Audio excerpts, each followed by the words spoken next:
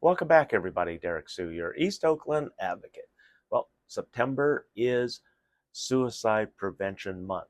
And so I'm going to talk on this because I know a little something about it because I had a failed suicide attempt back in 2009. And that came shortly after a year, a little more than a year after I had lost $3.25 million and was pretty much wiped out. Uh, I did manage to get back to the Bay Area, but it was a struggle. And uh, I had a job briefly at a apartment complex as a maintenance manager, but that only lasted 4 months because number one, I tend to fix things right rather than put a band-aid on it.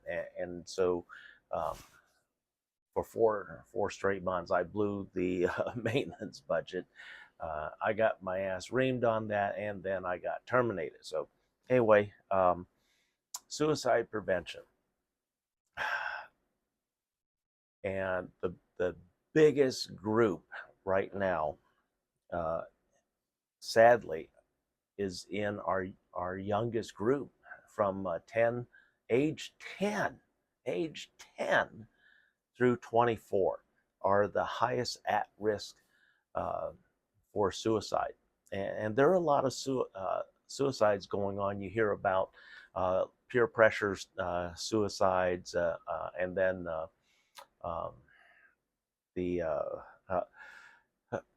pranks on people, and then now they're even using AI nudes on children now, and so um, it's a sad situation, our world, where they're doing that to our children, and our children are feeling so um, confined and so cornered that they opt for suicide, unfortunately. And if you have a teenager or anybody from in this age group, even going to college, check on them, talk to them regularly, um, and if you do um, come across some signs of suicide, and I'm going to talk about mine leading up to that, and how really nobody's I didn't have to worry about anybody. But anyway, the warning signs of suicide, especially for teenagers. This was uh, just information that I came across uh, uh, in the last 24 hours. But anyway, if you do have somebody who you suspect may be in danger of harming themselves, uh, please have them call the 24-hour suicide prevention hotline. At it's the national number, 988. Dial 988 uh, and talk to a counselor. It's available 24/7, 365 days a week, and somebody is always available. This costs you nothing. The cost is free. But some of the warning signs for children, this is the biggest group, remember. Uh, they tend to isolate themselves. If you'll see if you see a character change, a big character change, where they were once very outgoing, had a lot of friends, and always visiting people, or talking with friends of their peer group, uh, and then suddenly they're isolating. They're not with those people anymore. They're not with their friends. They're not hanging out, calling, or anything. They withdraw from you. Um, they're more quiet than normal, and that's a big red flag for a lot of things when your child withdraws from you. So suicide is the absolute worst, but mental illness uh, is something that you really want to start talking to them about if you see them withdrawing. I know it's a very uncomfortable subject, and a lot of people believe that if they they don't talk about suicide. It doesn't introduce the possibility of suicide. Folks, that's wrong. They already know about it. And by talking about it openly and discussing it, that's how we get ahead of it and address some of the mental issues and the peer pressures that go on in today's society. So, other warning signs: shutting down. Uh, I know a lot about that one, shutting down, because I did it during my time preparing, leading up to my suicide. But see, here's the difference with mine. I didn't have my dad watching me. My dad didn't have his stroke at the time. He was still able to get around and everything, but yeah, I knew that there were some health challenges that my dad was going through. But I figured, he loves my dogs, the dogs and everything, were my everything, and that's what was the only thing that kept me alive during the greatest part of my depression. Were my two dogs. I said, I cannot let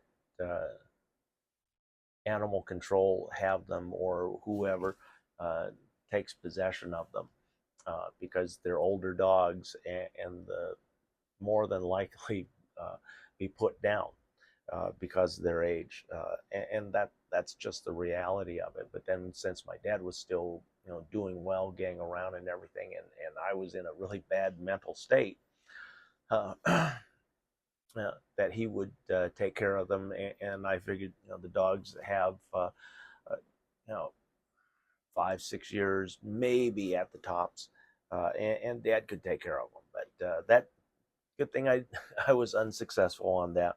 But anyway, other signs of teenage or young warning signs. Uh, they don't talk.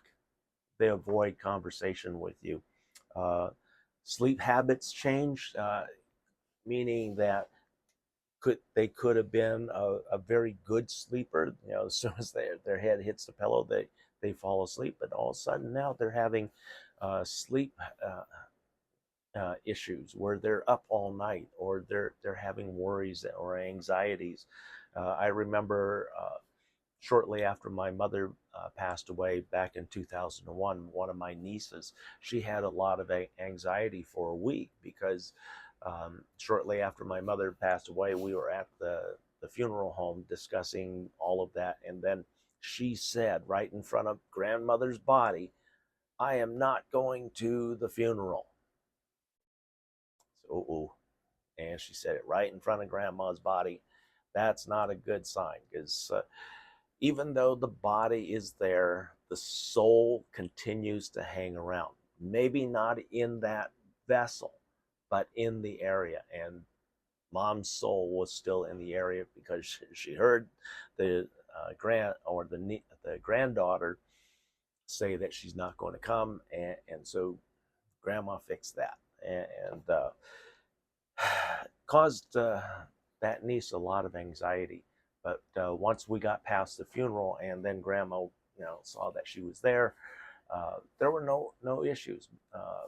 My mother, went quietly. I'm sure she's still present, but the niece had a lot of anxiety, and to and I stress, it's things like that can cause changes, because I myself, when I was 14, when my grandfather died, he was my best friend, and the only person who understood me.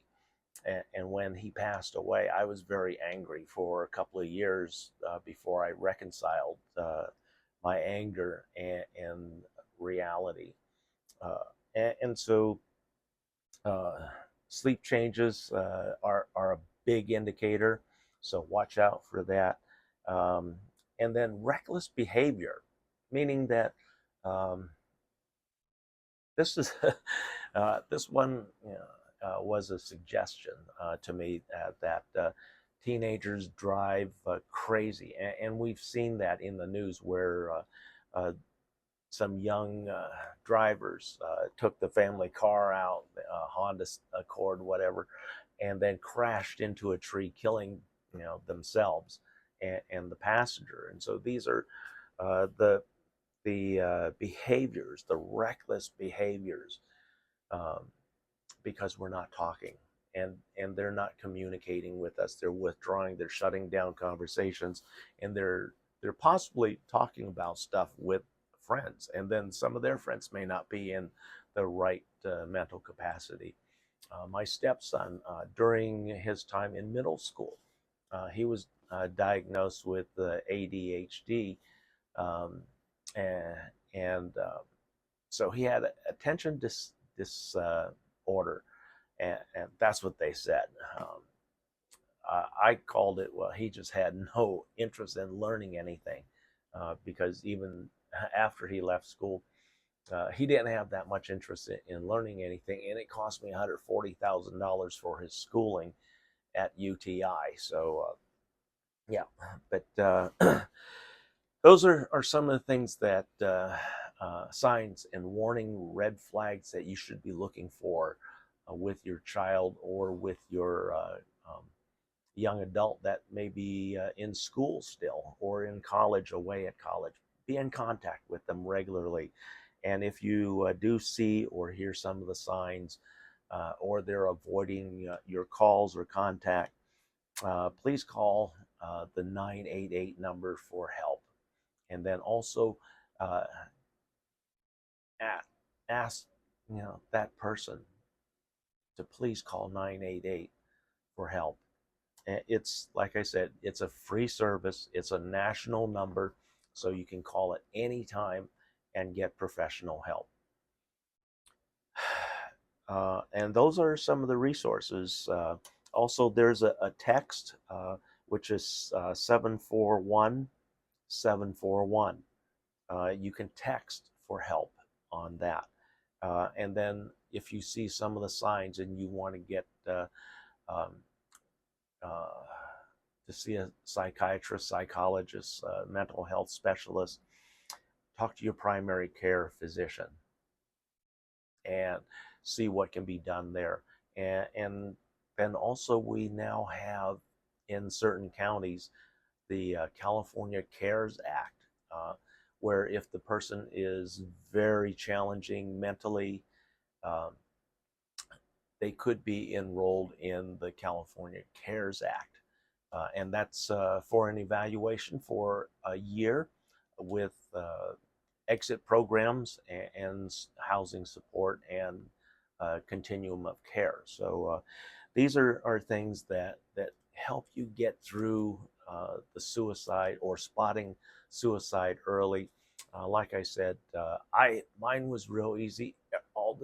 I had all the classic signs. I had depression. I withdrew from everybody. In fact, I was incommunicado for a month. And I only saw people who I wanted to see. If I didn't want to see you, I didn't see you, and you didn't see me. Uh, and then quietly we make our plans and everything. When I got to that point where I was out there with my gun in holster, and also I bought a quart of or a liter of my favorite alcohol. I was going to drink that, and as the sun was setting, when the sun set, I was going to blow my brains out. And at that time, I drank too much, passed out, and ended up being found by East Bay Regional Parks and also Hayward Police, because I had a gun on me, and I had to show my credentials and everything, and so they had no choice but to release me because I was federal credentials and they're just local and county, so they had no jurisdiction over me. And even with alcohol on my breath, I passed the breathalyzer just barely, but passing is passing, and but September is Suicide Prevention Month. please uh, detail these red flags um, and save a life. I also have a family member who had several suicide attempts, and all of them, fortunately, were failures. And today, she lives a very normal life, and but she has um, uh, psychologists that she sees regularly, and so there's no embarrassment in having a psychologist on your payroll or in your budget. There's nothing wrong with that. I have one constantly, and that's because I'm by myself a lot, and so you need somewhere to vent, somewhere to talk to, and to talk about your challenges, and so please seek help. And I have mental evaluations every 4 years for my national security clearance and also my gun license. So I have to pass those with flying colors every 4 years. But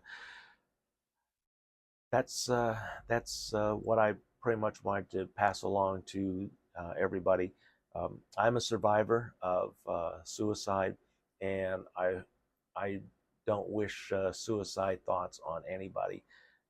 We see that the Golden Gate Bridge, which here in the Bay Area was a number one site for a lot of suicides, and now it's prevented because there's a large catch net that extends a little over 20 feet out from the Golden Gate Bridge to catch people. So, and one of the things that I want to say in closing, everybody who has survived their leap from Golden Gate Bridge said that the moment they left the moment they left the bridge, they regretted what they had done. Thanks for joining me today. We'll be right back.